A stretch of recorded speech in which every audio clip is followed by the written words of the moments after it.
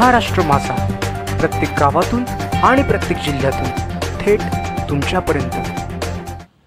School बसमधील नराधमाचा पर्दाफाश, DYSP DD टेले यांचा संतप्त इशारा। शाळेतील सेफ झोन ठरलं रेप झोन। पोलिसांच्या पत्रकार परिषदेत धक्कादायक खुलासे।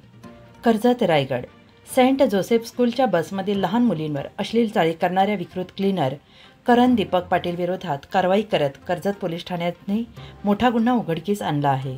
कर्जत पोलीस उपविभागीय अधिकारी DD टेले आणि पोलीस निरीक्षक सुरेंद्र गरड यांनी कर्जतमध्ये घेतलेल्या पत्रकार परिषदेत हा धक्कादायक प्रकार समोर आणला आहे। त्यांनी स्पष्टपणे सांगितलं आहे की करण पाटील हा सेंट जोसेफ स्कूल बसमधील क्लीनर असून तो बसमध्ये लहान मुलींवर अश्लील चाळी करत होता। या गंभीर प्रकरणात तात्काळ गुन्हा दाखल करून पोलिसांनी आरोपीला अटक केली आहे। सदर बस पोलिसांनी ताब्यात घेतली असून आरोपी सध्या 22 तारखेपर्यंत पोलीस कोठडीत आहे। टप्प्याटप्प्याने समोर येणाऱ्या तक्रारींच्या पार्श्वभूमीवर आता 3 मुलींच्या पालकांनी पोलिसांकडे तक्रार दाखल केली असून त्यांच्या जबाबांची कायदेशीर नोंद घेण्यात येते आहे। तपास अजून प्राथमिक टप्प्यात असला तरी कोणत्याही प्रकारचा हलगर्जीपणा होणार नाही, कायद्यानुसार कठोर कारवाई केली जाईल असा स्पष्ट इशारा DD टेले यांनी दिला आहे। या पत्रकार परिषदेत एक महत्त्वाचा मुद्दा उचलण्यात आला। बॅड टच गुड टच जनजागृती मोहीम राबवली जाते आहे। सर्व शाळांना सुरक्षा व्यवस्थेत सुधारणा करण्याचे लेखी आदेश देण्यात आले आहेत। पालकांनी आणि शाळा प्रशासनाने सजग राहणं काळाची गरज आहे। या पत्रकार परिषदेला कर्जत परिसरातील सर्व प्रमुख पत्रकार उपस्थित होते। पोलिसांच्या या पारदर्शक कारवाईचे सर्वत्र कौतुक होते आहे। मात्र हा प्रकार होऊच नये यासाठी संपूर्ण यंत्रणेची जबाबदारी अधोरेखित केली जाते आहे। महाराष्ट्र माझाकरिता जगदीश दगडे, रायगड, कर्जत। काल दिनांक 16 तारखेला 16 एप्रिलला आमच्याकडे तक्रार प्राप्त झाली की कर्जत ते सेंट जोसेफ लोधवली कालापूर तालुक्या हद्दीत बसेस कर्जतून ज्या बसेस जातात मुलांच्या मुलींच्या, त्यामध्ये एक बसमध्ये एक अटेंडंट करण दीपक पाटील म्हणून आहे, तो लहान मुलींना अश्लील चाळे करत असतो। 3 ते 4 मुलींना असे त्या प्राप्त झाल्याने त्याबद्दल गुन्हा दाखल करून त्या आरोपीला अटक केलेली आहे। तसंच जी बस आहे त्या गुन्ह्यातली बस सुद्धा ताब्यात घेण्यात आलेली आहे। आरोपीला रिमांड करता कोर्टात हजर केले असता 22 तारखेपासून त्याला पोलीस कोठडीत रिमांड मिळालेला आहे। त्या गुन्ह्याचा तपास जो कायदेशीर प्रक्रिया आहे त्याप्रमाणे करण्यात येईल। किती म्हणजे मुलींचा 3 मुलींचा त्या पालकांकडून असा आरोप होतोय, म्हणजे ज्या काय बातम्या प्रसिद्ध झाल्या त्यामध्ये तो विषय आलाय म्हणून की त्यांच्याकडनं असं होतंय की अशा बऱ्याच मुलींवरती असा प्रकार घडलेला आहे असं त्यांचं म्हणणं आहे।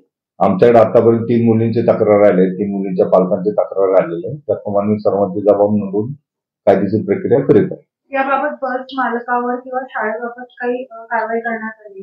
आताची तपास प्राथमिक स्टेजला आहे, त्यामुळे पुढे जसंही होईल त्याप्रमाणे कारवाई करण्यात येईल।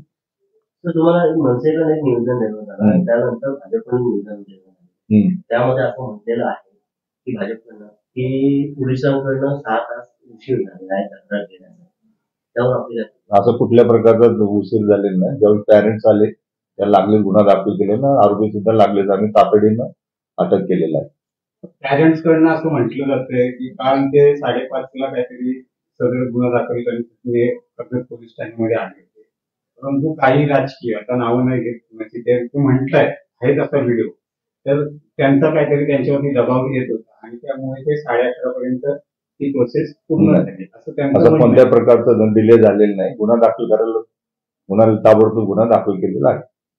सर आता एक प्रकार आपल्या कर्जतमध्ये घडला आहे। एकंदरीत आता जनजागृती आव्हान नेमकं समस्त नागरिक असतील, जे बस चालक आहेत, नेमकं आपल्या पोलीस खात्यामार्फत काय आव्हान करू इच्छिता आणि काय सांगता? आम्ही आता ज्या बसेस आहेत बसेस स्कूलला या कर्जतून मुलं घेऊन जातात, मुली त्यांना आम्ही चेक करू RTO मार्फत, आमच्या वाहतूक शाखेमार्फत, आणि त्याबद्दल आम्ही सर्व शाळांना तसं पत्र दिलेलं आहे।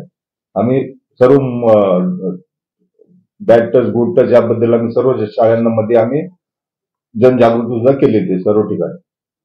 तर सर त्या शाळेच्या ज्या बसेस आहेत म्हणजे आता आपल्या कर्जत तालुक्यामध्ये कार्यरत आहेत शाळेच्या बसेस, त्यांना जर CCTV त्यामध्ये जर अनिवार्य शाळेनेच करायला लावला, तुम्ही सूचना केल्या आणि त्या अनिवार्य, तर हा जो काय प्रकार आहे तो त्याचा कुठेतरी त्या CCTVचा त्या अशा ह्या कृत्य करणाऱ्या लोकांवरती कुठेतरी आणि त्याप्रमाणे त्यांना आम्ही कळवू सर्व शाळांना, ज्या शाळा तुमच्या शाळेकडे बसेस आहेत त्यांना त्या महिला अटेंडंट असाव्यात आणि सर्व बसमध्ये सीसीटीव्ही फुटेज असावं.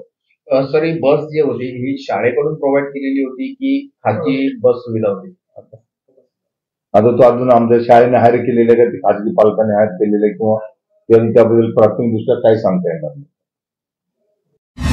महाराष्ट्र माझाला सबस्क्राईब करा आणि बाजूचा बेल आयकॉन प्रेस करून मिळवा आपल्या परिसरातील ठळक आणि ताज्या घडामोडी.